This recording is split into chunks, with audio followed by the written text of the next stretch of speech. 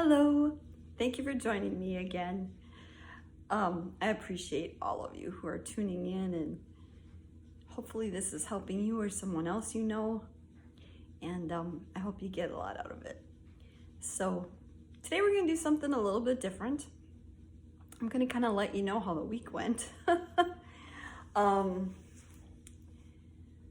Let's see, when was it? It was Wednesday. And I was so excited because I got these tortillas that arrived from Amazon, and they're like low sodium, So I was really excited to eat those because they had like a third of the sodium that that most tortillas have. So at any rate, what I did was got some rotisserie chicken on Saturday, and I froze it on Tuesday, planning to have it for lunch for a couple of days. Because by my count, 3 days, by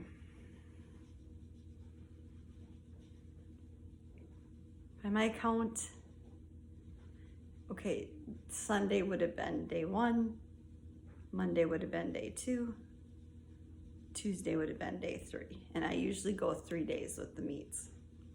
So we got this rotisserie chicken, and I did took it apart and everything else.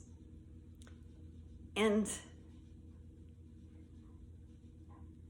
I was so excited because I had my tortilla finally, and I was gonna make a wrap and all this other kind of stuff. So I did do that.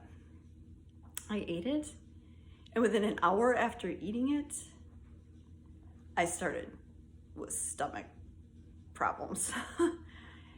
So I basically ended up with food poisoning. Now, my guess is that it came from the chicken, because realistically, we don't know what day they put the chicken out, what day they made the chicken. So I think my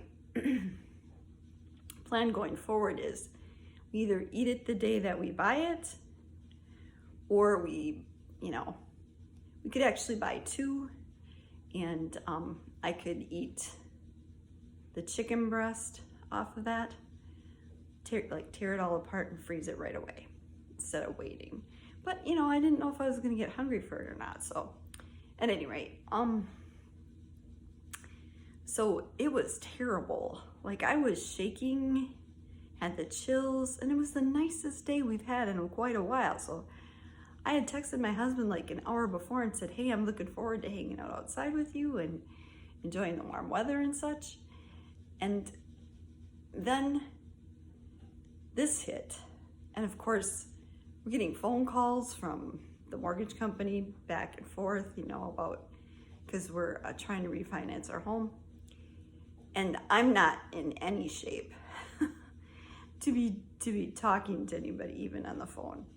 So for like 3 hours, I had the chills really bad.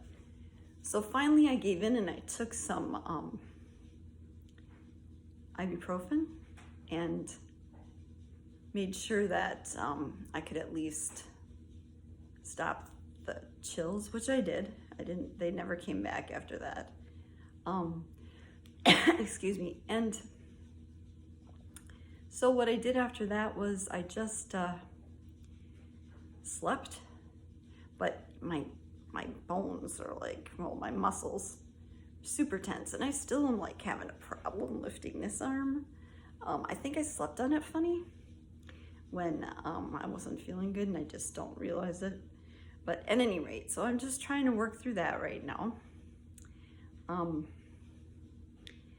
But it lasted, let's see, I didn't drink anything for like 6 hours. 6 hours. And then I woke up and I was just like ravenous after that.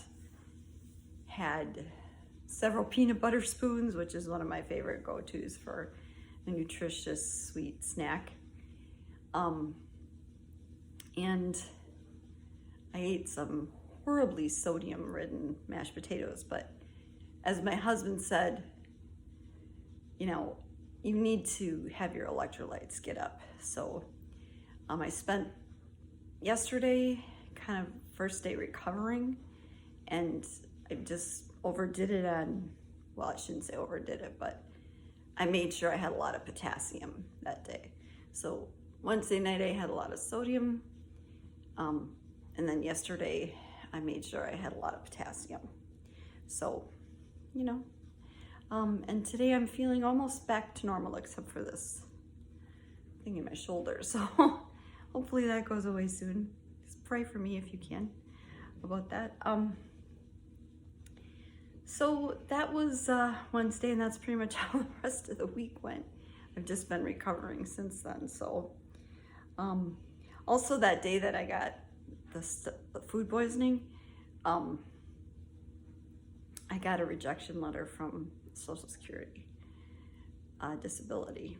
So there is, I remember talking to the gal that there were 2 programs I could apply for.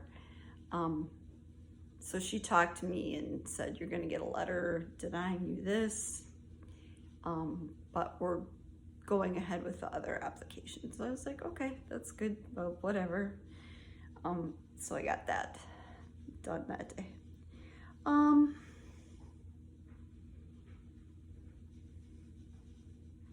So the different thing I'm gonna do, just kind of take a break from my story, and I'll come back to that next week, provided I feel well, because it's, you know, it's kind of been up and down. But I was feeling so good on Wednesday. Honestly, I went outside, I walked to the mailbox, I did a lot of things that I wasn't doing before. So opened up my Amazon packages. It was just great to be outside for a while. And so, but what we're gonna do is a review of foods that I have found that are low sodium or no sodium, and share them with you. And maybe, you know, even if you don't have somebody who has a liver disease, there's a lot of people with heart disease and stuff like that that need to watch their sodium. So anyway, start with the first thing. I've always been a chips and salsa gal. It's like one of my go-to snacks, but of course, you know, the chips are sodium ridden and you don't get much for that, you know, just a lot of sodium and not much chips. So anyway, so I found these, actually my husband scoured the grocery store, went up and down the entire salsa aisle, reading the sodium on the back, and found me one. But he also then found these chips that are unsalted, but they're still delicious. They taste like restaurant chips. They're really good. So they're called Donkey Authentic Tortilla Chips. This is what they look like.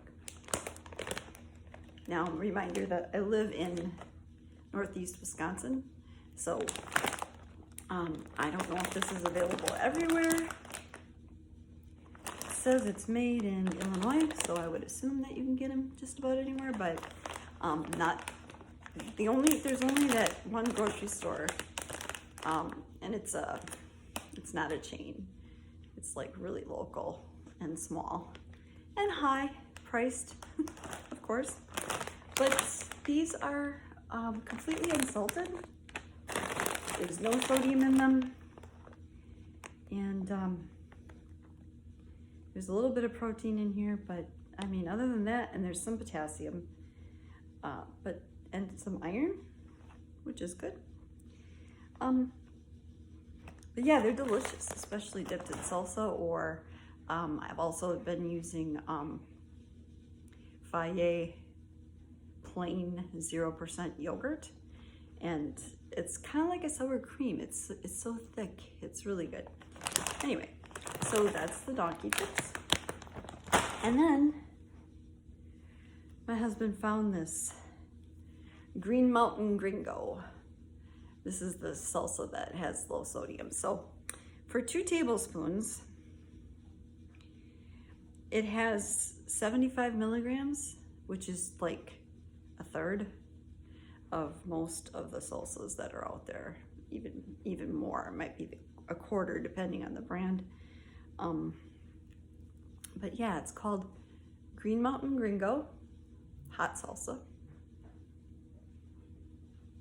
And it's got ripe tomatoes, onions, fresh jalapeno peppers, tomatillos, fresh serrano peppers, apple cider vinegar, cilantro, parsley, fresh garlic, sea salt, and cumin.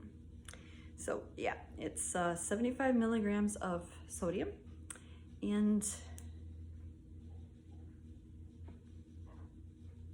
let's see, the calories are 10, so there's 10 in here.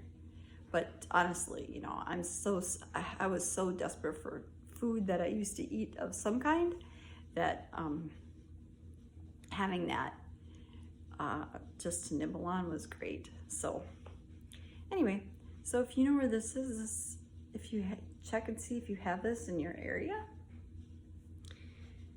Let's see where it's made.